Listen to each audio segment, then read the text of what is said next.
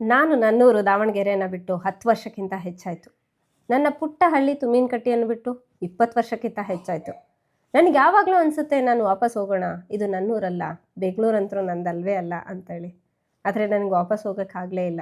ಏನಕ್ಕೆ ಅನ್ನೋದಕ್ಕೆ ಉತ್ತರ ನನಗೆ ಇವತ್ತು ಸಿಕ್ಕಿದೆ, ಅದು ಈ ಪುಸ್ತಕ ಓದಿದ ಮೇಲೆ.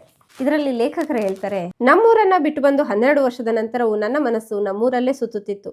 ನಾನು ಯಾವತ್ತೂ ಬೆಂಗಳೂರೇನಾಗುವುದಿಲ್ಲ, ವಾಪಸ್ ಹೊರಟು ಹೋಗುತ್ತೇನೆ ಅಂತ ನನಗೆ ನಾನೇ ಹೇಳ್ಕೊತಿದ್ದೆ. ಆದರೆ ಬರುತ್ತಾ ನನಗೆ ಬೆಂಗಳೂರು ಬಿಟ್ಟು ಹೋಗುವುದು ಸಾಧ್ಯವೇ ಇಲ್ಲ ಅನಿಸತೊಡಗಿದೆ. ಅದಕ್ಕೆ ಕಾರಣ ನಾನು ಬೆಂಗಳೂರನ್ನು ಪ್ರೀತಿಸುತ್ತೇನೆ ಅಂತೇನಲ್ಲ, ನನಗೆ ಇಲ್ಲಿರುವುದು ಅಭ್ಯಾಸ ಆಗಿ ಹೋಗಿದೆ. ನನ್ನದೇ ಆದ ಒಂದು ದಿನಚರಿ ನಿರ್ಧಾರ ಆಗಿದೆ. ಅದನ್ನು ಮುರಿದು ಕಟ್ಟಲಿಕ್ಕೆ ಶ್ರಮ ಪಡಬೇಕು, ಮನಸ್ಸನ್ನು ಸಿದ್ಧಗೊಳಿಸಬೇಕು. ಅಷ್ಟು ತಾಳ್ಮೆ ನನ್ನಲ್ಲಿಲ್ಲ ಅಲ್ವಾ? ನಾವು ಸಿದ್ಧರಿದ್ದೀವಾ ಈ ದಿನಚರಿಯನ್ನು ಮುರಿದು ಹೊಸ ದಿನಚರಿಯನ್ನು ಕಟ್ಕೊಳ್ಳಿಕ್ಕೆ? ನಮ್ಮ ಊರಿಗೆ ಮತ್ತೆ ಹೋಗಿ ನಾವು ನೆಲೆಸಲಿಕ್ಕೆ ನಾವು ಸಿದ್ಧರಿದ್ದೀವಾ? ಇದನ್ನು ನನ್ನನ್ನು ಸೇರಿ ಅನೇಕರು ಕೇಳ್ಕೋಬೇಕಾದ ಪ್ರಶ್ನೆ.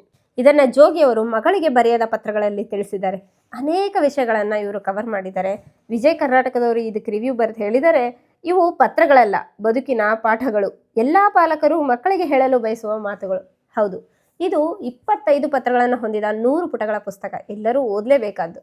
ರಾಜಕೀಯ, ಮದುವೆ, ವಿಚ್ಛೇದನ, ಈಗಿನ ಸೋಷಿಯಲ್ ಮೀಡಿಯಾಗಳ ಬಗ್ಗೆ ಅನೇಕ ಸೂಕ್ಷ್ಮ ವಿಚಾರಗಳನ್ನು ಸರಳವಾಗಿ ತಿಳಿಸಿದ್ದಾರೆ. ಜಸ್ಟ್ 2-3 ತಾಸಲ್ಲೇ ಈ ಪುಸ್ತಕನ ಓದಿ ಮುಗಿಸ್ಬೋದು. ಖಂಡಿತ ತಗೊಂಡು ಓದಿ. ಇದು ನನ್ನ ವಿಮರ್ಶೆಯಲ್ಲ, ಅಭಿಪ್ರಾಯ ಅಷ್ಟೇ.